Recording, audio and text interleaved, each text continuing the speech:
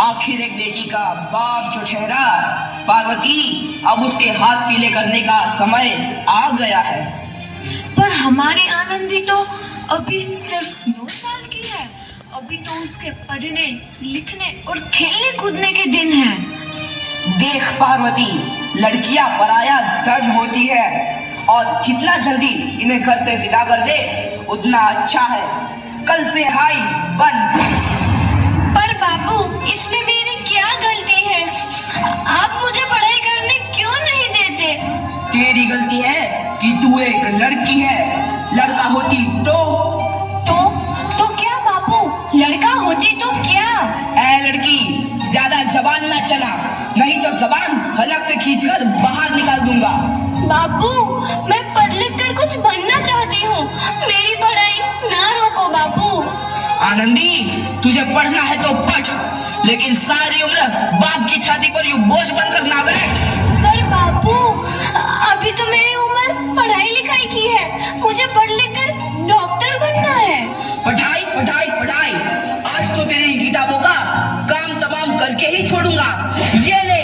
नहीं बापू, मत पढ़ो बापू। मत छोड़ी। नहीं बापू, नहीं। बापू, ये तुमने क्या किया?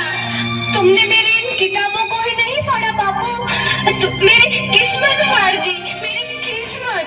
ये कॉपी किताबें ना सिर्फ छोरों के हाथ में अच्छी लगती है, लड़कियों के हाथ में तो सिर्फ मेहंदी अच्छी लगती है, मेहंदी। पर बापू, मैं लड़की हूँ तो क्या हुआ? लड़का और लड़की तो हमारी दोनों आंखों के समान होते हैं। चुप कर आनंदी, और यह एहसान मान कि अब तक जिंदा है तू। कहीं बचपन में गला दबाकर मार दिया होता तो यह तेरी बकबक नहीं सुननी पड़ती आज। पर बापू, मुझे चूल्हा जलाना अच्छा ना लगे है। देख छोरी, जितना जल्दी हो तू चूल्हा जलाना सीख ले, उतना ही अच्छा है तेरे लिए। और हाँ, तेरा ब्याह तो होगा, वो भी कल के कल। अबला जीवन है तुम्हारी यही कहानी। आंचल में है दूध और आंखों में है पानी। मुझे माफ कर दे बेटी, तेरे बापू के जिद के आगे मेरी एक न चलेगी। माफ कर दे बेटी, मुझे माफ कर दे। इस प्रकार मात्र 9 वर्ष की छोटी उम्र में आनंदी का विवाह गोपाल राव जोशी से हो गया।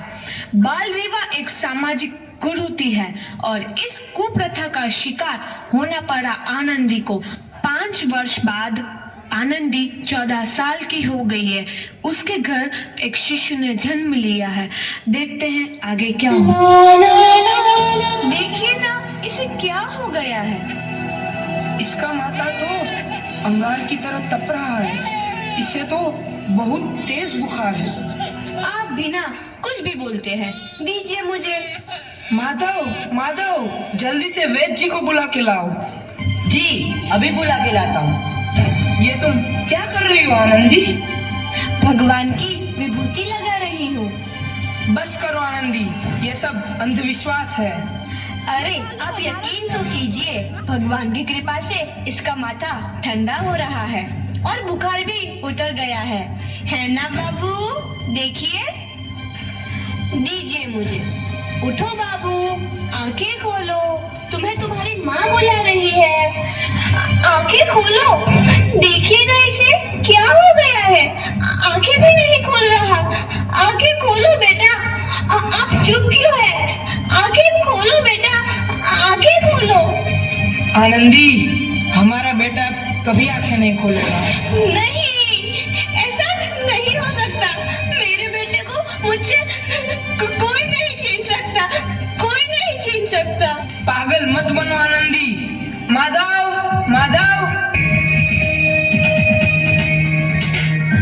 आनंदी, बंद करो ये पागलपन। भगवान ने मेरा बच्चा छीन लिया।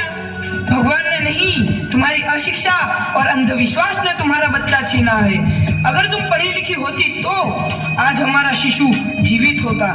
तुम अनपढ़ थी आनंदी, अनपढ़। नहीं, अब मैं अनपढ़ नहीं रहूंगी। नहीं रहूंगी मैं अनपढ़।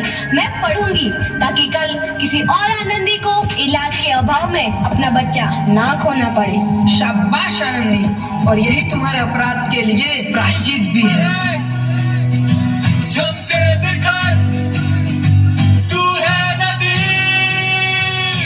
आनंदी, तुम्हारी 12वीं का परिणाम आ गया है। तुमने पूरे कॉलेज में प्रथम स्थान अर्जित किया है। आनंदी, तुम्हारी मेहनत रंग लाई है। तुम्हें शिक्षा वृत्ति मिली है। ये लो तुम्हारे अमेरिका जाने की टिकट। मुझे शिक्षा वृत्ति मिल गई। मैं अमेरिका जा रही हूँ, पर ये सब मैं अकेले कैसे कर पाऊंगी? आनंदी, अपने आप को इतना कमजोर क्यों समझ रही हो? फिर इतना पढ़ने लिखने का क्या फायदा? तुम अभी गवार की गवार नहीं हूँ मैं अब गवार।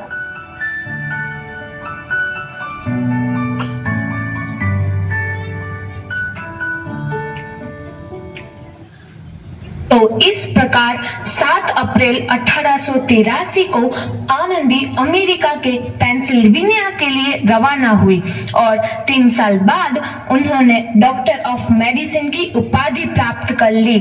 इधर आनंदी के पिता की तबीयत बहुत खराब है। आगे क्या होता है देखते हैं। लगता है अब मेरे जाने का समय आ चुका है। अब मैं नहीं बचूंगा। ऐसा मत बोलो। शहर के सिटी हॉस्पिटल में अमेरिका से डिग्री लेकर कोई बड़ा डॉक्टर आया है। एक बार वहां चलकर दिखा लेते हैं। हाँ, सही बोला भैया। कम से कम दिल को तसल्ली तो मिल जाएगी। हाँ हाँ, चलो चलो जल्दी हॉस्पिटल चलते हैं।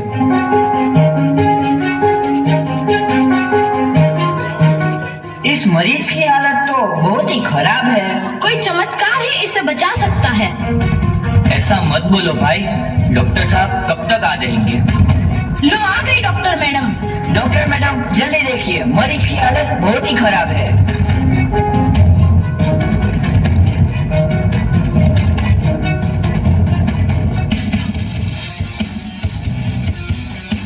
अब आप बिल्कुल ठीक हैं।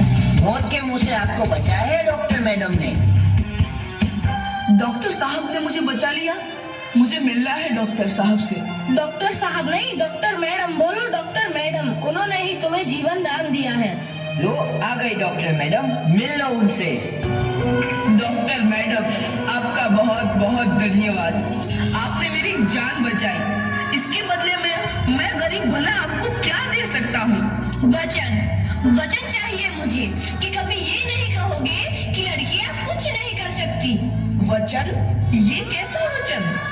अरे श्यामलाल, तुमने पहचाना नहीं? तुम्हारी बेटी आनंदी। आनंदी? मेरी बेटी आनंदी?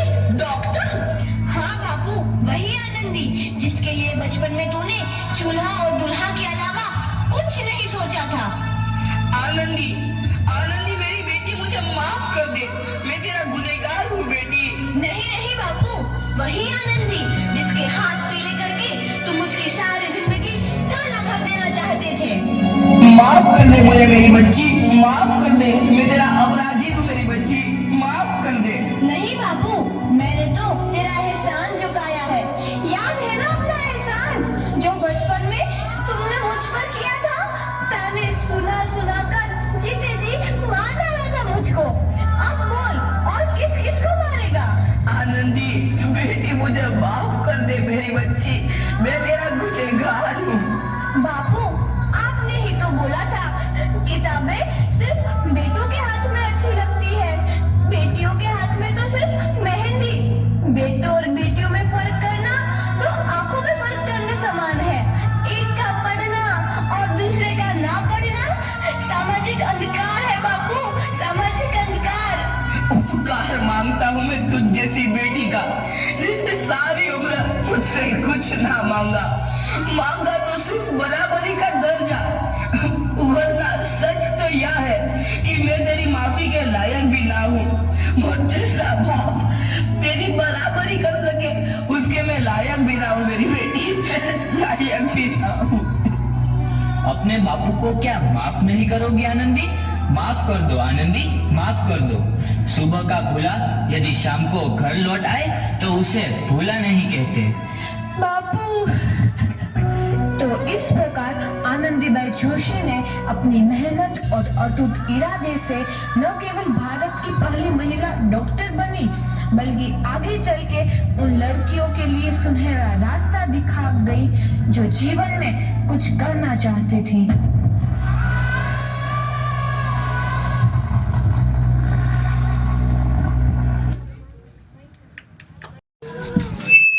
घर घर शिक्षा टीम चलाए, हम सब मिलकर बात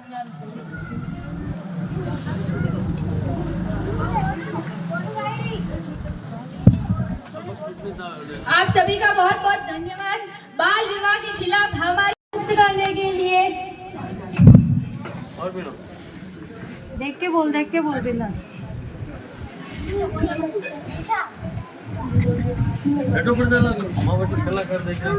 ये कहना चाहते हैं कि भी अगर बाल विवाह हो रहा है तो आप उसे रोकने में कोई कसर न छोड़े और हमें भी सूचित करें कि ताकि हम उन लोगों को समझा सके कि बाल विवाह के दुष्परिणाम बहुत ही बुरे होते हैं, जिसका जीवन भर उन बच्चों पर प्रभाव पड़ता है।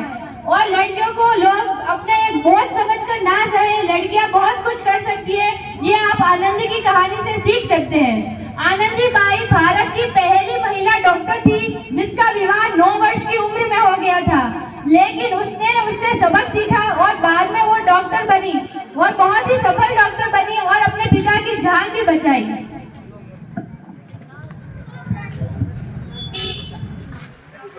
इस संदेश से घर घर पहुंचाए ताकि हम बाल विवाह पंचायत को बाल विवाह मुक्त बना सके।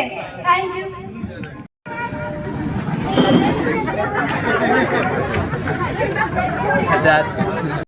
भारत में बाल विवाह पर मुख्य कानून बाल विवाह निषेध अधिनियम 2006 है, जिसके अनुसार लड़के की निरंतर आयु 21 वर्ष और लड़की की निरंतर आयु 18 वर्ष होनी आवश्यक है। इस कानून के अनुसार इस आयु से पूर्व विवाह करना दंडनीय अपराध है। इस अधिनियम के तहत बाल विवाह करने वाले व्यक्ति को 2 वर्ष की सजा और 1 लाख तक का जुर्माना भरना पड़ सकता है। और इस कानून के तहत बाल विवाह संपूर्ण करने वाले पंडित, घोड़े वाले, डीजे वाले, इनको भी अधिनियम के धारा 10 के तहत 2 साल का कठोर कारावास और 1 लाख तक का जुर्माना देना पड़ सकता है। फिर भी बात अपन उस कमी को दूर नहीं करते, उसको पुनः स्वीकार करते हुए अपने बच्चों को भी वही थोपते हैं कि तुम तो इसीलिए अपन ने जन्म दिया है कि तुम घर के काम करो। चलो घर का काम करना कोई बुरी बात नहीं है, परंतु बच्चों को पढ़ाई रोकना, और मैं कहना चाहता हूँ बच्चों की भी जिम्मेदारी हो गई और बच्चों की जिम्मेदारी